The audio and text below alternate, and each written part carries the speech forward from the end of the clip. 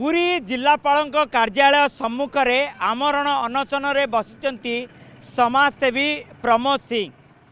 सिंह दाबी मात्र छोटिया एवं छोटिया दाबीटी हूँ समाज सेवा पाई दाबी। कारण सोसाइटी रे बंचुवा साधारण व्यक्ति विशेष मानक पाई दाबी एवं दाबी हूँ गोटे होमियोपैथिक दातव्य चिकित्सालय 1996 मसीह अठरनलार प्रवेश पथरे गोटे होमियोपैथिक दातव्य चिकित्सालय चली लजिंग हाउस फंड तरफरु करा जाइथिला किंतु 2022 मसीह संपूर्ण भावे यह बंद कर दिया जाइछि। जहाँ फल अठरनला पेरीफेरी रे बंचुवा लोक माने मागणारे होमियोपैथी चिकित्सा पाउथिले एवं सेमाने वंचित रहिछन्ति। तेणु किभଳି भावे सेही स्थान रे पुनर्बार होमियोपैथिक चिकित्सालयटे कराजिबो सेतिपय आमरण अनशन रे प्रमोद सिंह समाजसेवी दाबी केते यथार्थ एवं ए यथार्थ दाबी को काहींकी प्रशासन शुणु नाही एवं साधारण लोक जो माने चिकित्सा पाइबे मागणारे चिकित्सा पाइबे सेमानक पई आपण दाबी उपस्थापन करूछन्ति किंतु आपण एकुटिया आज्ञा आमर तो मोर ये दाबी आज्ञा कौन निजस्व लाभ ना हजार हजार लोक उपकृत होते 2022 मसीह जो रास्ता संप्रसारण है भांगी से मेडिकल टाक ता पछपटे जो रास्ता जगह था प्राय पाखापाखि 5 डिस्प्ले जगह अच्छी से गोटे सुंदर भाव में गोटे डाक्तखाना हो पार ताकू सरकार जिला प्रशासन हो कि राज्य सरकार स्वास्थ्य विभाग ताकू तैयारी कले भल सुंदर भाव में हो कहीं आखपाख अंचल बहुत लोक ये सेवा पाते पुरी रे मेडिकल कॉलेज होती आयुर्वेदिक हॉस्पिटल अच्छी किंतु गोटे सुंदर होमियोपैथिक चिकित्सालय ना कहीं बहुत कम खर्च। तेणु मोर दाबी होची से जो खाली जगह पड़ी जो घर बर्तमान से 5 डिस्प्ले जगह अच्छी से गोटे भल भाव में घर कराई एक ताला हो कि 2 ताला हो गोटे करा कले लोक मैंने एवं क्यों जिलापाल समय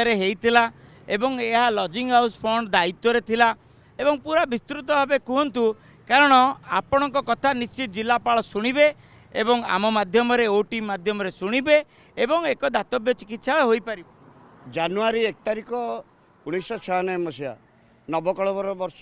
किसी बादन्य व्यक्ति उद्यम कमे से तत्काल जिलापाल था करुणाकर पट्टनायक तांको उद्यम डाक्तखाना खोला होता से पानी डाक्तर भी अवैतनिक थे कर्मचारी एवं औषध पत्र लजिंग हाउस फंड जोगे दूसरा से घर जोड़ाक था अक्राई म्यूनिसिपालिटी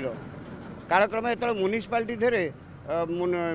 लजिंग हाउस फंड मिसीगला तेणु म्यूनिसिपालिटी अवहेला कला 25 वर्ष चली डाक्तरखाना हाँ 25 वर्ष एटा बर्तमान एटा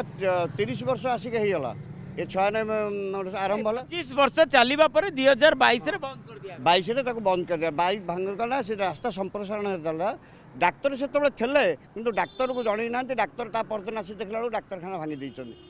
बर्तमान डाक्तर भी अपेक्षा करते सेवा करने सुजोग मिल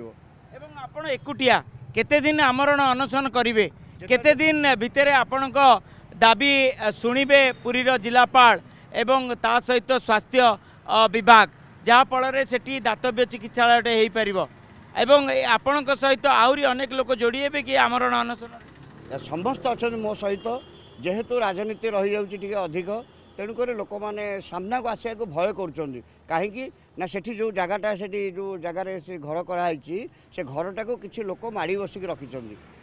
बर्तमान भी से घर भितर से डाक्तखानार टेबुल चेयर औषध आलमारी सबू संरक्षित अच्छी अति शीघ्र करूँ अनशन गोटे बाट फिटेब बोली भावुंट एवं आमरण अनशन